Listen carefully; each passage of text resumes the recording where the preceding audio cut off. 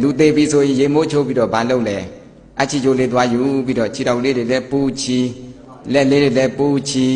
အဲ့ဒါဘာကြောင့်မှမသိဘူးအဲ့ဆရာတော်တရားနာတော့မှဘာကြောင့်ဆိုတာသိသွားတာလူတရားတဲ့နည်းနည်းဆင်းရဲတယ်စရင်က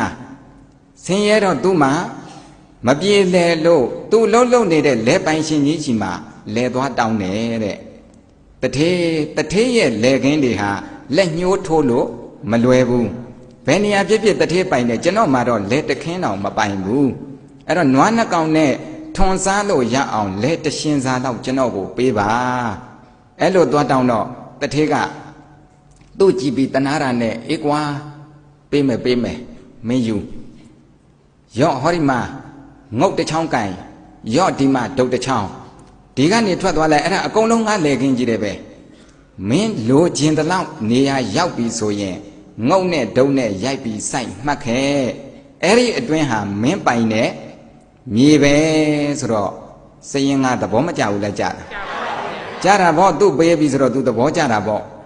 သဘောကျတော့အဲ့ဒီစရင်ကဒုတ်နဲ့ငုတ်နဲ့ကင်ပြီးတော့ရှောက်သွားတယ်ရှောက်သွားရင်နဲ့နောက်ပြန်လှည့်ကြည့်လိုက်တယ်နဲသေးတယ်တဲ့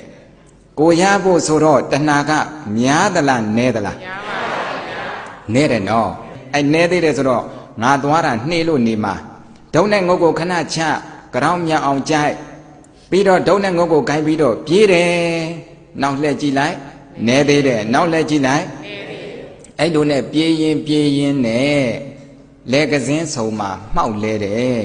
မှောက်လဲတော့အောက်ကရေလဲကွက်ထဲကိုခေါင်းဆိုင်ကျသွားတော့အမောဆိုးနှာခေါင်းထဲရေတွေဝင်ပြီးတော့သေသွားတဏှာကဘယ်ထိခိုင်းတာသေတဲ့ထိခိုင်း